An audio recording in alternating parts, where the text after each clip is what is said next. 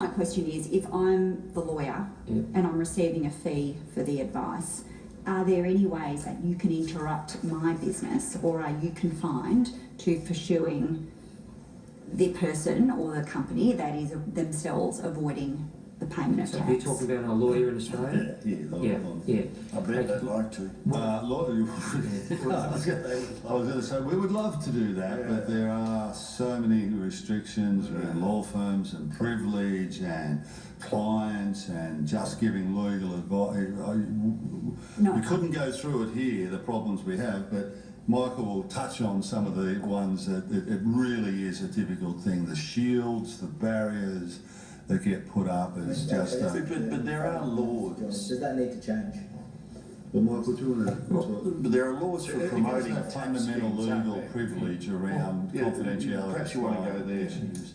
That's why we often need external things to prove something, to make them give us that, and not stand behind the shields that are there for all good reasons, you know, the centuries old, you know, shields of privilege.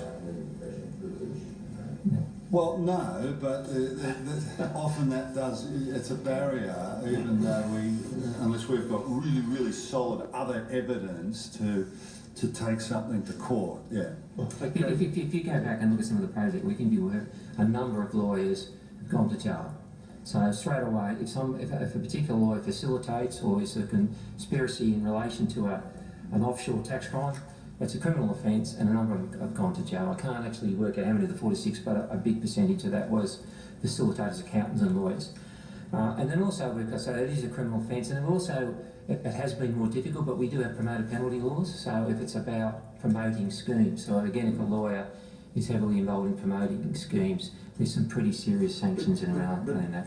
I mean, lawyers are a bit harder to get at, but banks and accountants aren't, really, in comparison.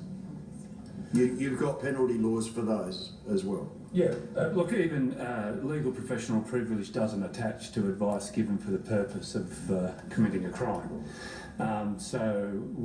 We have to work with our partners in the Serious Financial Crime Task Force to make sure we've got the case, and we can.